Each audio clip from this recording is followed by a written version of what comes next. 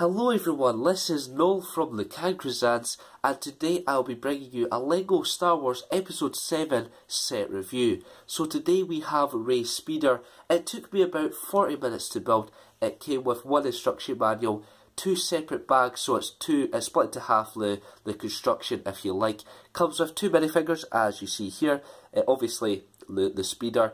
And it's quite a decent set. At the end of the video I'll talk about how much stars out of 5 I'd give it and if it's worth the money. I did personally pay £20 for it here in Britain. It's going to be about $20 odd in the US, I would suspect.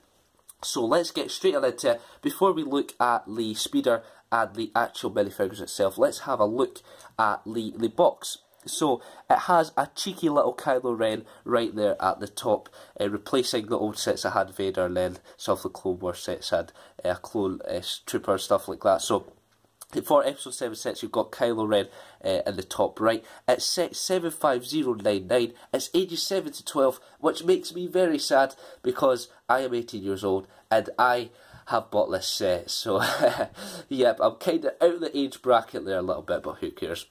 It's called Rey Speeder. On the front there you've got Rey kicking the Uncars Fug's ass, it looks like, and there are a glimpse of the two minifigures there. You of course get Rey and Uncars Fug. On the side of the box, it's nothing too exciting on each side. It's just little pictures of a smaller picture of what we see on the front there, essentially. On the top you're given a 1:1 scale of Rey there, and then another picture of the other minifigure.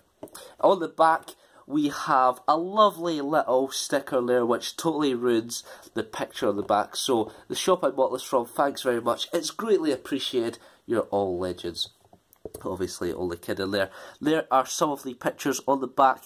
Hopefully my camera focuses, there we go. It's been a bit bipolar today, but nonetheless you see some of the design features on the back, which of course I will get into. Because it's quite a small set, it doesn't have about 4 gazillion different features on it, but you know, it's still quite a nifty set.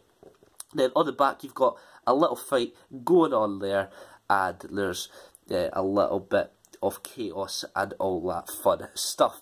So let's get on to the actual set itself and all the minifigures, and hopefully I will stop trying to prolong this review and make it quite short.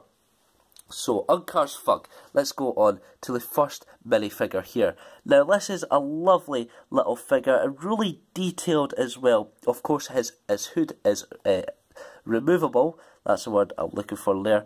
And his face is very nicely detailed there. Hopefully you're getting a nice shot of it there. It's not double-sided or anything like that, but it's still nice nonetheless. His body is really nicely detailed as well. He has back printing and he's looking a bit mucky because of course he's in the desert. His legs are printed as well, but there is no back printing on his legs, of course. He comes with basically a golden crowbar. There's no two ways about that. What my theory is for this set, right, is that, and this might get debunked with episode 7, but hear me out. As we see with the picture there, I think this guy legit has a golden crowbar and he's just trying to help out Rey here, but she's thinking he's going to attack her or something like that, and she's going away and try to fight him and stuff like that. But maybe it's not an elaborate plan to try and fix her broken Speeder. Maybe he is trying to attack her. We'll find out soon enough, I suspect. But yeah, trying to get past my ridiculous theories, we have Rey here, and she is another good figure. She comes with a satchel, as you can see there, that goes around her neck, which is a bit of a pain because trying to put it on and then trying to have her sit down, as you see, it could be a bit problematic because it hangs off. I think you actually legit have to take it off if you want to have her sitting down, or it's going to cause a few problems. She comes with her staff, which is 2 lightsaber hilts with a little black bar in the middle. Looking at her torso, it's printed again. She's looking a bit rugged. Of course she's not the most well off because her Speeder is quite not the best Speeder. It's quite chunky and stuff like that, so she's not the most well off person, as you can probably tell. There's her back printing on her robes. Lovely hairpiece there, looking pretty fancy. And if we take off her hair, and that's her bald. We're going to put on her helmet, or well, it's not her helmet, but this is one problem with the satchel is all about. It causes problems when you have this on because you can't look to the side, otherwise it pops off, and it's sometimes a bit of a pain to put on. But it's a really lovely piece, this, and as you see, it's got her goggles, it's got her protection from all the sand where she's kicking about. So it's nice to have two different pieces for her. You could either have her hair on, or you could have this on. It just depends what you fancy. So you could have her hair on when she's kicking this guy's ass, who's of course trying to help her out, or you could have her wearing that. I'll show you what she looks like riding it a little bit later on in the review. So moving on to the main thing in this set. So here it is, Rey Speeder in the flesh, and it's quite big actually. I have an average 18-year-old's hand, I would like to think. I'm not superhuman or anything like that. And as you can see, it fits most of my hand. So it's quite a big piece, but it's not as massive as like the Millennium Falcon. You're not going to have it on your shelf as the only thing, put it that way. But it has a lot of design features. It's got about 4, and this is the elevation of it. Oh, look at my fancy words. Here is the front of it. It's got a few grills there, as you can see. The side, it's got a lot of stickers, as you would have seen earlier in the pictures. There is no printed pieces, which absolutely sucks. I personally love the printed pieces more than the stickers, because you can easily make mistakes with the stickers, and it's a bit of a pain. And if you make a mistake, there's not really any way of rectifying it with the stickers if you're too late, and it's going to be there forever, which sucks. So I'd much prefer printed pieces, but there's not too much you're going to do. So the first thing we're going to look at is the bottom, which has 2 clear rounded pieces and a flat piece there. So that means on a carpet like this, you can make it room about all you want. You could play with it. Obviously, I'm not going to do that. It's for 7 to 12-year-olds. So you could make it zoom about all you want and do your little fighting, reenact that scene if you like. You could have her on a speeder bike, like get your golden crowbar away from me. So there we go. If episode 7 needs me to reenact their scenes in LEGO, I would happily do it. So we have the first design feature I'm going to show you guys is the back engine here. So the doors, there is a wide enough space for your fingers to actually go and pull the doors, and you can do so, and the doors move away quite a bit. I'll move that out of the way because it's going to keep falling out. So they move back quite a bit. It's the exact same on the other side here. You can fit your finger in there, you can pull it all the way back, and there's space in the middle, as you might have just seen, for a little crate to go in here, and you can just have that for storage in there. But there is another way to open the doors, which is the design feature. There you go. So this second engine here, the very bottom one, if you twist that either left or right, it opens either the left or the right door, depending on which way you open it. So moving it to the right, ooh, it opens the right door. If we switch to the left side, if you move it to the left, guess what? It closes the right door. No, I'm joking. It opens the left door, and then you can tip it to the side, and then you've got your little crate there. I'll go into that in a bit more detail there. So that just works. I'll show you the mechanism inside. Hopefully you can see it. See that little thing moving there? It's just as soon as you twist the engine, that just pushes it out. And because it's not that big a piece, it doesn't push it all the way back like that as if you were to do it with your fingers. So it just moves it a little bit, but it is quite a nice design feature. It saves you from having to, stick your finger in there and do it like that. It's just a handy device to have, if you like.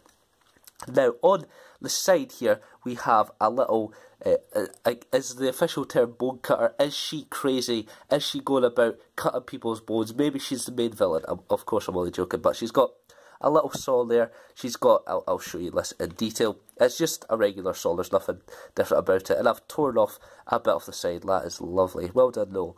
You've got the saw there. Generic saw. You have the binoculars. I never took off the side bit there. Very pleased with that. So she could go and look at different stuff. And then you've got a rifle there, or a long pistol, whatever you want to call it. It's just a pistol piece with a lightsaber bit on the side there. It's pretty basic stuff. So you have your controls up here.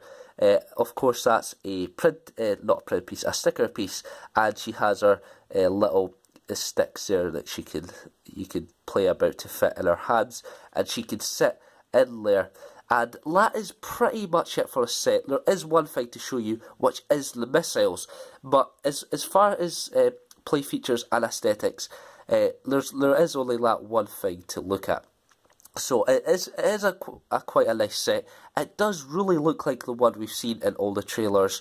It's quite a nice speeder as well. I would probably say you should pick up this set, but of course I'll get into all my ratings and stuff at the end. So it is time to look at these missiles, and these missiles are far superior to the actual Flickfire missiles, which of course were on previous LEGO sets. They sucked, and I'm totally forgetting this thing here. So the crate that fits in here, I should not be doing reviews. I suck at this.